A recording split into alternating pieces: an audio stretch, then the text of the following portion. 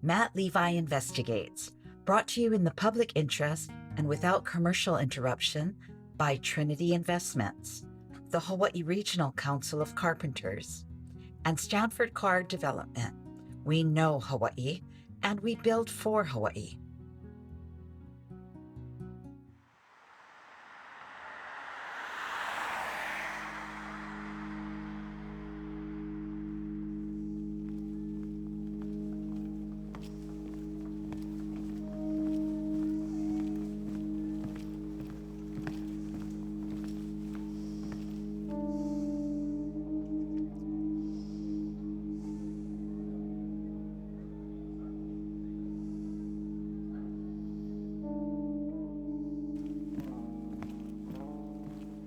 It is 5:45 on a weekday morning in the first 100 days in office for Honolulu's 12th Chief of Police.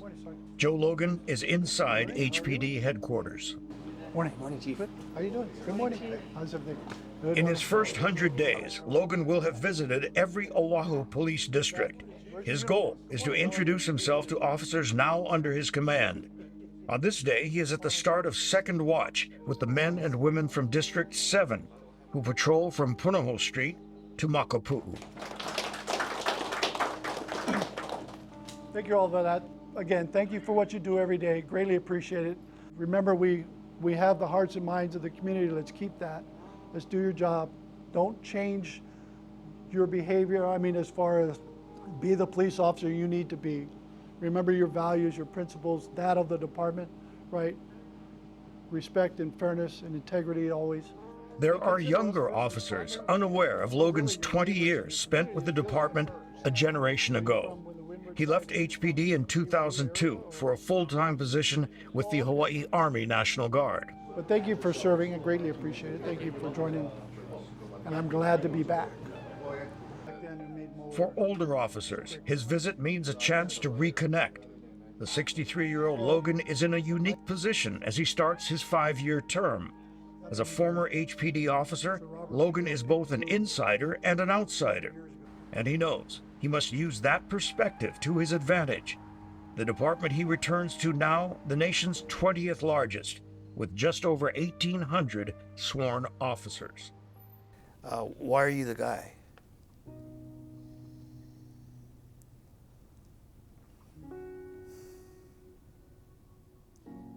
I think I'm the person to lead the department at this point in time because, one, I'm an experienced leader, and I've been here for 50 years of my life, so I understand the culture. I understand what's going on in the city and county of Honolulu. So I think for this time and place, I was the right choice. While the session this morning is cordial and respectful, there is, however slight, a detectable sense of apprehension as the new chief takes command. But that feeling, where it exists in the rank and file, is understandable and to be expected. It is collateral damage from the dismal recent history of HPD leadership. The harsh reality is that the last 2 Honolulu police chiefs did not finish their terms, and one of them, Louis Kealoha, is now a convicted felon, serving a lengthy prison term on the mainland. For me, it's really buy-in. It's buy-in from the organization, from within and outside. So it's a community effort. It's an internal effort to put together plans, programs, objectives, and goals for the next 5 years, really for the next 20 years. Officers we spoke to in the first 100 days, almost without exception, gave Logan's selection high marks and said for now they will fully support him.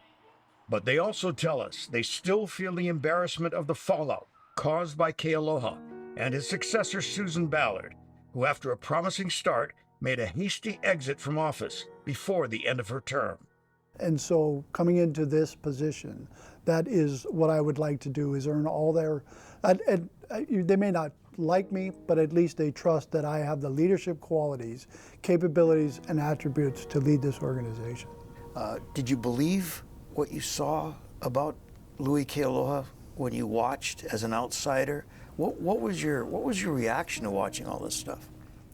It was hard to believe. You know, I had known Louis. He was in the police academy with my younger brother. It was difficult to believe, but as you watch the more and more news, it became obvious that this is more than likely true. That is the situation Logan stepped into. My heart ached for the department as a whole. Wanting to serve as the chief, when I put in my application, even though it was an outside shot, I thought I had all the qualities necessary. I had the leadership skills. I led an organization twice as large with the National Guard here in the state. So I had all of the capabilities to do that, and I was successful in that. So I felt that to do this job, I was prepared. Was there anybody you respect during the interview process who told you not to take the job? There were a lot of people that I respect that asked me, why did I step up to do this? And why would I do this at this time in my life? I'm 63 years old. Go ahead. I told them I have to. It's a calling for me. Since I was young, and my dad told us when we were young, as we grew up, to always give back to the community and to serve. That's just who I am, and I think it's what drives me into the future. And so serving a purpose higher than myself and being a young person, and even today at 63, willing to put myself on the line as a police officer, because I'm still a police officer, and to save somebody else from harm that I've maybe never met is something that I'm fully capable and prepared to do. What has been your number one priority since taking office? Since coming into the position starting on June 14th, for me it was about earning the trust of the men and women in the Honolulu Police Department. And the reason to earn that trust is, had I been somebody who was selected from within the department as a current member, I would have already been able to express, and they would have observed and felt my leadership within the department growing up into it, into this position. And so as I gain the trust of the individual officers and employees within the Honolulu Police Department and express my command philosophy in treating everybody with dignity and respect, that goes outward. It's our view, and it's what I hear from the public, that the majority of the community still supports the men and women of the Honolulu Police Department, and that the good that police do far outweighs the bad. Yes. Tad Saruma is president of the Pearl City Lions Club. Because of the Kealohas and all that, it undermined everything that police stood for. But it is not just the Kealoha scandal. Many of the department's image problems are self-inflicted, from unwarranted high-speed chases and accusations of overtime abuse to allegations of excessive force.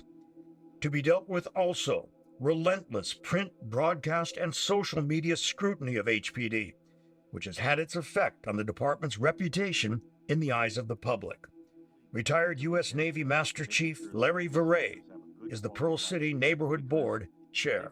Yes, what's happened is, through the last few police chiefs, things have really gone downhill. As far as trust with the public, when they see negative situations happening, especially when police officers are not following policy, not following their own regulations, and of course those things that you see on TV with police chases and maybe some police abuse in some cases, that affects the community quite a bit. As HPD's number one, can the trust that's been lost be restored? Absolutely. And we need their support. We need them to understand this is the direction we're going. These are the changes we're making. We want you to support that and with their input, because some of the goals and objectives we're going to set are set by the community. Pearl City Lions Club member Linda Saruma. There's no trust. They need to, I don't know what they can do to help or to win the trust, but maybe, to me, I think the police chief has to talk to his people, get the trust from his workers. The Honolulu Police Department's run by Chief Logan, but really our officers that engage with the public every day are the face of this police department. So your engagement sets the perception of how the community understands and believes in us. And so as long as you go out there every day, you have to do your job, whether that's arresting, citing, influencing others to quell their bad behavior. You do that in a manner that treats everyone with dignity and respect, and then we'll rebuild this trust together. I know it's going to be restored. I think he's the man that'll do it. He's just got to work with his police officers and what he's doing, going out to the community to help restore that trust with the community. Looking at the Logan family history, it was likely that Joe Logan would go into either law enforcement or to the military. His grandfather, Frank, was a New York City police officer.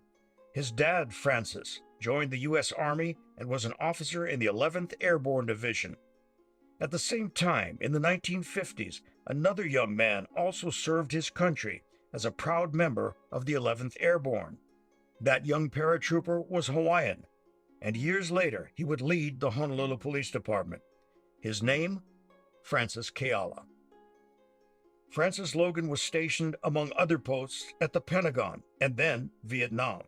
He was awarded the Legion of Merit in 1972. By that time, Francis and his wife, Bobby Logan, had a daughter, Terrell, and 3 boys, Mark, Joe, and Steve. The next stop for Lieutenant Colonel Logan and his family was Fort Shafter, Hawaii.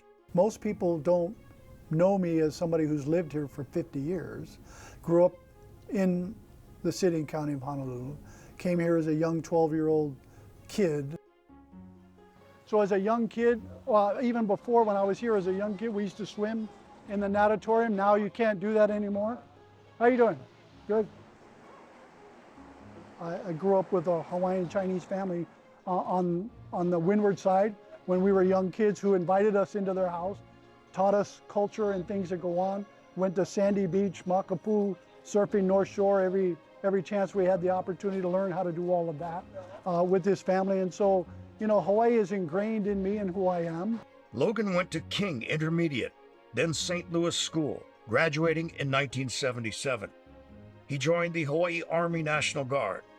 5 years later, he went part-time with the Guard, and following in the footsteps of both brothers, Mark and Steve, became a full-time Honolulu police officer.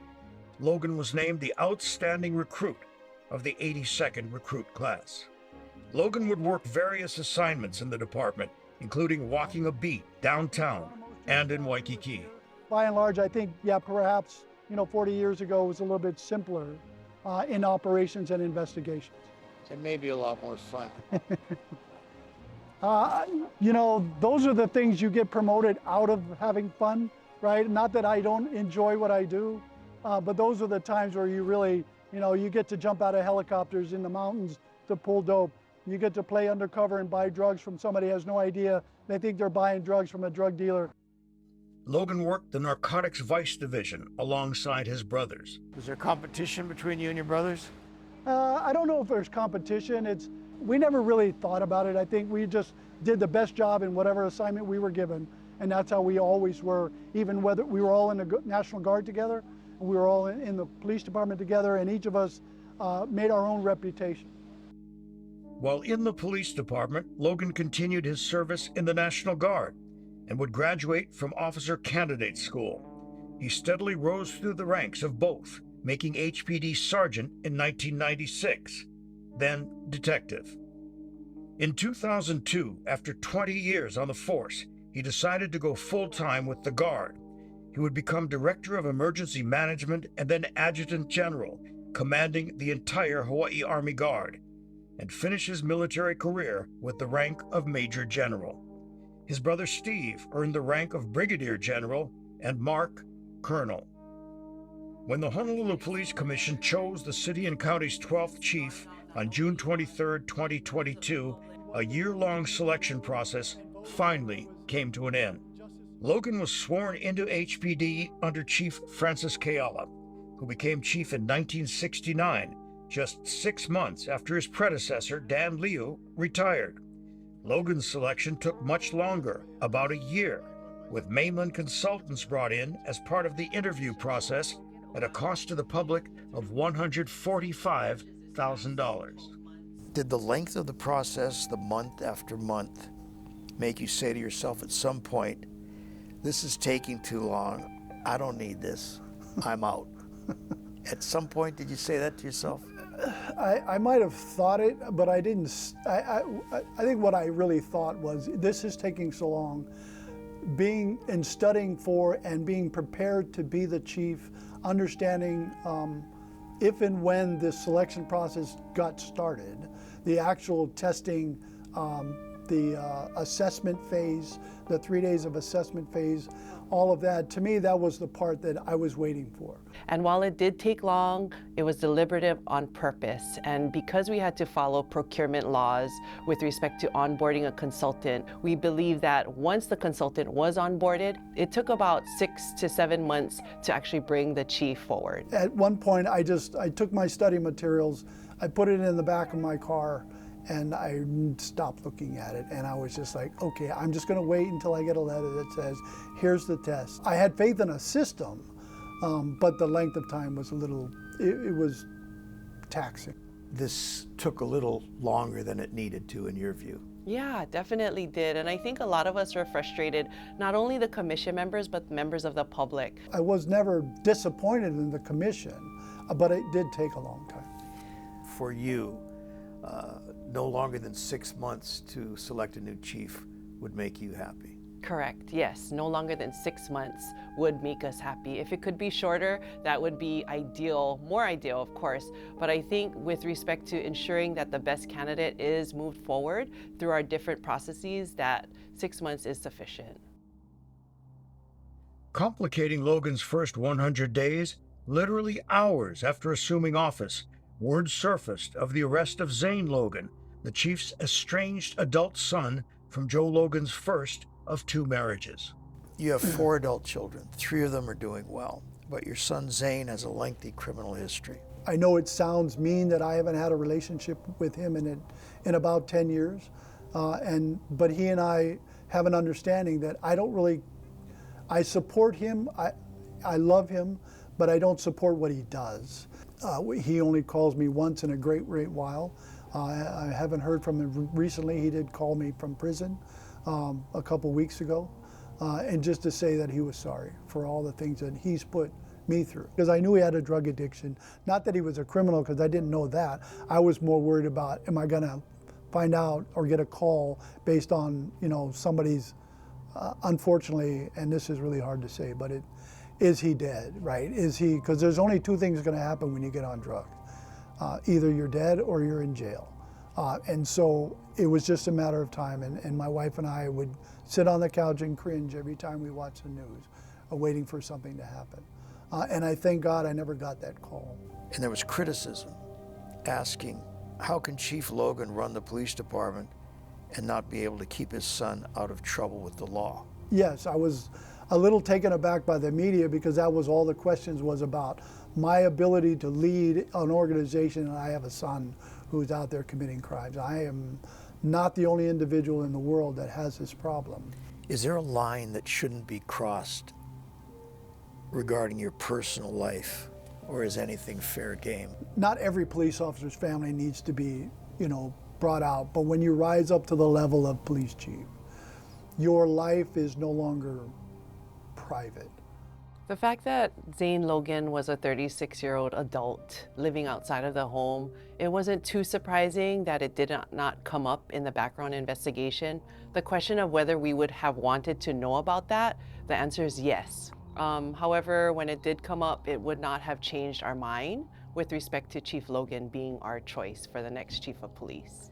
But looking back, you should have brought it up. Yes, I should have. It's something in conversation with the police commission, it should have been something that says, oh, by the way, yes. He has to get through what he's got to get through, and at that point, when he's done with his legal issues, and hopefully he can get into a drug treatment facility that will help him clean himself up, and then at that point in time, he and I may or may not start a relationship after that. And I thank the police department and the officers for doing their job, and not saying, hey, this is the chief's son, let's figure out a way to help him. They didn't do that. They arrested him. They did what they needed to do.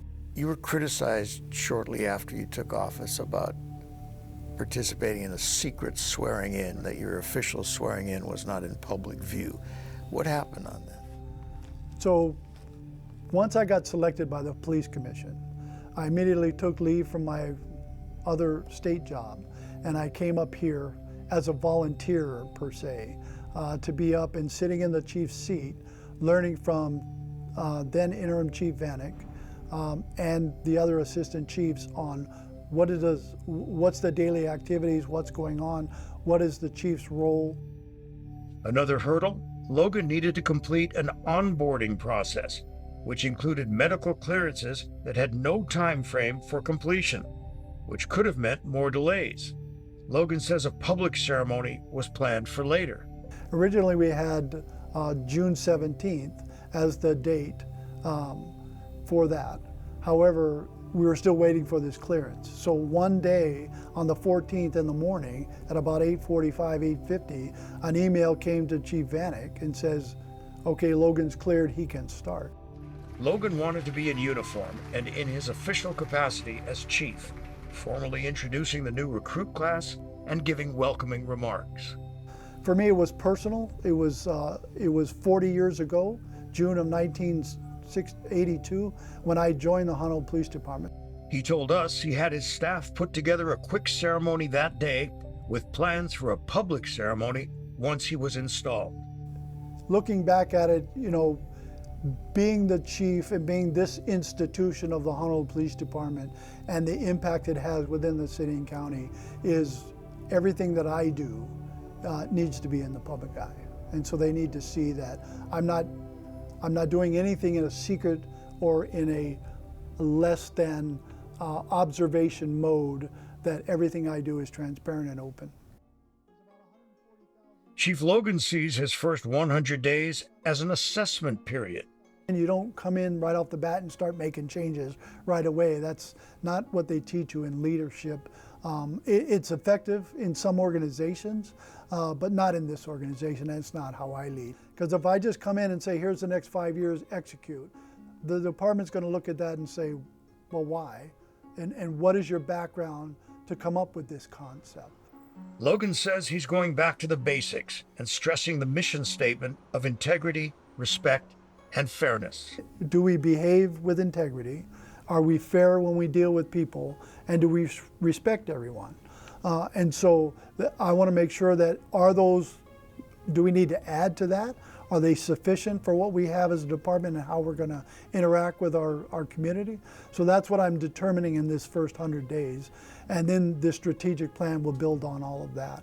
Regardless of the plan in place, Chief Logan needs the manpower to make it work. He has 348 officer positions to fill. That number will likely increase. Several hundred officers are eligible to retire today. I've been in discussions with members of the city council and the mayor's office on how do we create some kind of bonus program to get officers into our program. It's really about all of us. Every officer, every civilian that's currently in the police department is a recruiter. And if they can go out and talk to one individual and get them interested in joining the police department, then in a year or two, we can fill the vacancies that we have. Are violent crimes on the increase? Or different stats say different things, and what is the situation? So there's a perception that crime is on the rise. We've had robberies increase, most of those with some other element besides a gun. We've taken a look at over the last, since 2019 to 2022, and unfortunately crime hasn't increased or decreased. It has in some areas, and it hasn't in other areas. And so it's kind of a flat line. The U.S. Supreme Court has approved the carrying of concealed firearms. Are you concerned that there will be a rise in violent crime? No, I asked other chiefs the other day on a video teleconference that have already either started issuing permits or have had these for years. And they said there's been no discernible rise in violent crime. It doesn't deter the individual, but it doesn't increase an individual's capacity not to commit crime. And most concealed carry citizens are law-abiding. Absolutely. What role should police have as far as the homeless situation is concerned? And do you have a solution to the homeless problem? I wish I had a solution to the homeless problem. You know, being homeless is not a law enforcement, it's not a crime. It is a society issue, it's a medical help issue, And so how does the other components of the city and county of Honolulu do their job, and we can provide help and assistance to that. Law enforcement has a support role into the homeless issue, but it's a complex society issue. Officer safety is a major concern for Logan. He'll be looking at modernizing technology and making other upgrades. Every officer's life is really something I think about every day, because I know I have 1,800 officers that could be in harm's way at any one given second of every day. That's really important to me. So the best equipment that makes it efficient and effective for the officer to do their job, I'm all in support of that. Logan says another priority is the mental and physical well-being of the men and women he leads. And he says he understands the benefits the department and the community should reap from that approach. For me, health and wellness is the most important thing for all of you. Out of the 6 pillars of the 21st century policing concept, that to me is most important. Education and training is very important too, but to me it's your health and your wellness. Joe Logan's chances for success will not be decided on innovative programs. Pretty much every new approach to law enforcement has been tried and tested around the country, and there is no magic solution. What does work, and what Logan's leadership must demand from those officers now under his command, is a renewed allegiance to a strict code of accountability and transparency. The ship is a little tilted, maybe in off center or true north. I'm going to turn the ship back into true north, so we're all heading toward the same vision, mission. We follow the same values and principles, and we can accomplish the goals and objectives as an organization to move forward. As he comes home to HPD, it is now in Joe Logan's hands to restore internal order and build rank-and-file confidence in his leadership. Just as important, and perhaps more so, is to rebuild the public's faith in HPD. It is a public whose patience has been tested for far too long. The first 100 days are over, and the torch has been passed. The mission for Joe Logan is clear: to meet the challenge and return the Honolulu Police Department to its proud tradition of respect and honor.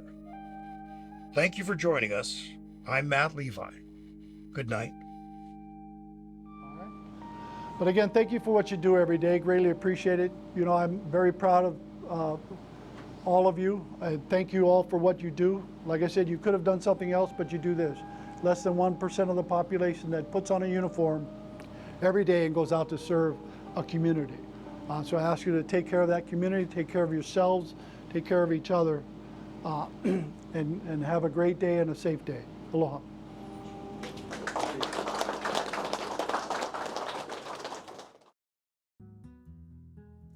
Matt Levi Investigates, brought to you in the public interest and without commercial interruption by Trinity Investments, the Hawaii Regional Council of Carpenters, and Stanford Card Development.